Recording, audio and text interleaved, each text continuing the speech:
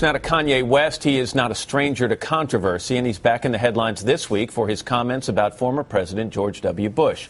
We're going to hear from him in a moment, but first, as we've mentioned, President Bush opens up in his new memoir about that famous moment when West said George Bush doesn't care about black people. It's something I asked President Bush about when we sat down recently in Texas. I didn't appreciate it then, and I don't appreciate it now. It's one thing to say, I don't appreciate the way he's handled his business. It's another thing to say this man's a racist. I resent it. It's not true. And it was one of the most disgusting moments of my presidency. Here's a two-term president who ran the country during Katrina, 9/11, wars in Iraq and Afghanistan, and the financial meltdown. And he's pointing the finger at Kanye West and that incident as the worst moment in his presidency. I asked Kanye West to respond to President Bush's remarks.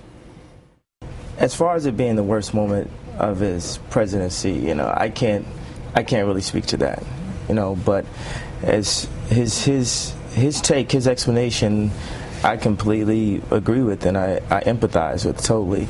And I felt like that the entire time, that I was being hailed as a hero, and everyone saying, "Yo, I'm so happy you said that, and I didn't like you before, but now I like you because you said this." And you just sit there and in your heart as a person that in a moment of emotion, to peg someone or to call a name or peg someone as a racist is not, it's just not right. Yeah, there was great frustration with the response to Hurricane Katrina. And there we were standing there. It was just a few days, less than a week afterward.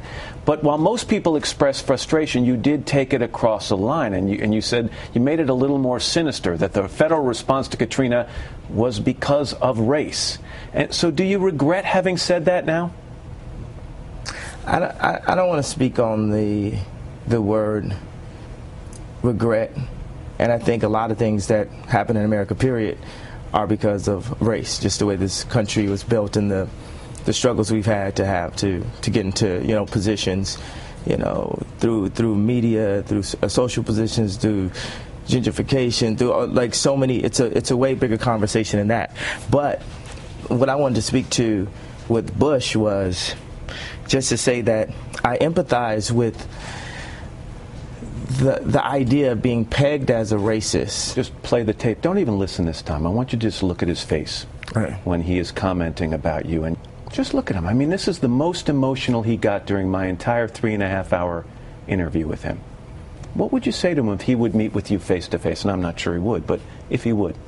I mean, I didn't need you guys to show me the tape in order to prompt my emotion to what I'm going to say. No, I'm just asking you, when you look at his face, what would you say to him? I mean, pre-looking at his face, I came up here because I wanted to say something to him right after the fact. I would say, what I'm saying? It's like I don't even have to do the TV stuff with me. This is reality. This is the real thing going on. This is, what I'm saying? I don't need all the jazz. I would say can we be quiet for a second?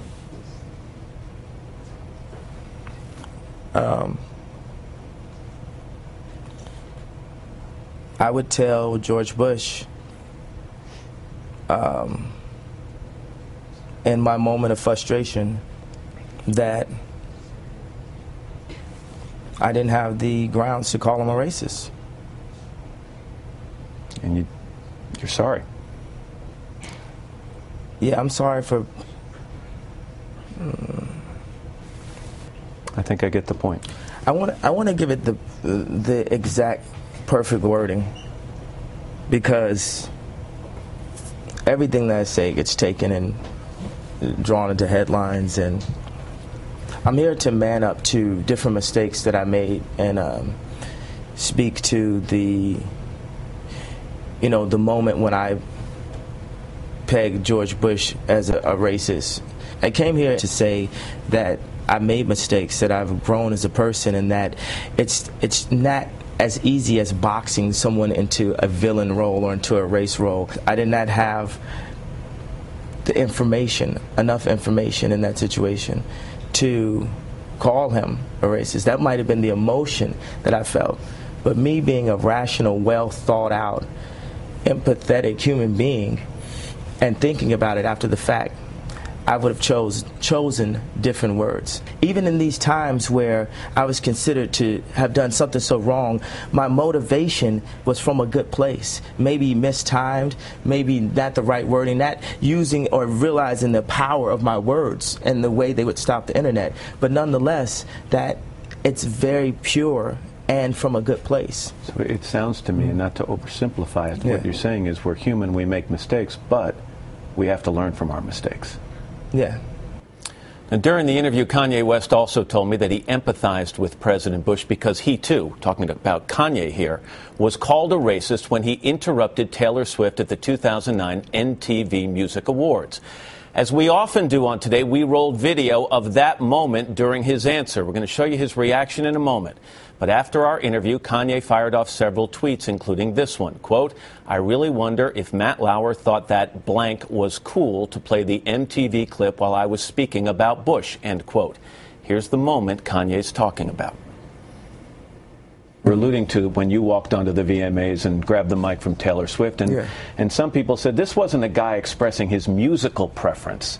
This was a guy who was making a statement about race, that Beyonce was better than Taylor Swift, and you got accused of racism. Yeah, exactly. And it was so funny to me that it could be a race thing, because where I was expressing was my frustration from years and years of seeing, you know,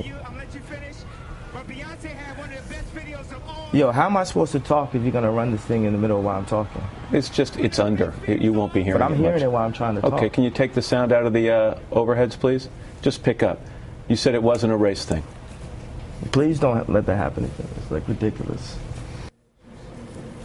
You know, it's something we do every day when a guest is talking about an incident or a location. We run video of that location or that incident. There was nothing improper about it, nothing unusual about it whatsoever. And we should mention that President Bush was here on Wednesday. He said he appreciated West's apology. So that's what all the hubbub is about. Okay. Right there. Doesn't seem like much, but... And we look forward to Kanye's return for a special live concert on the Plaza Friday, November 26th. That is the day after Thanksgiving.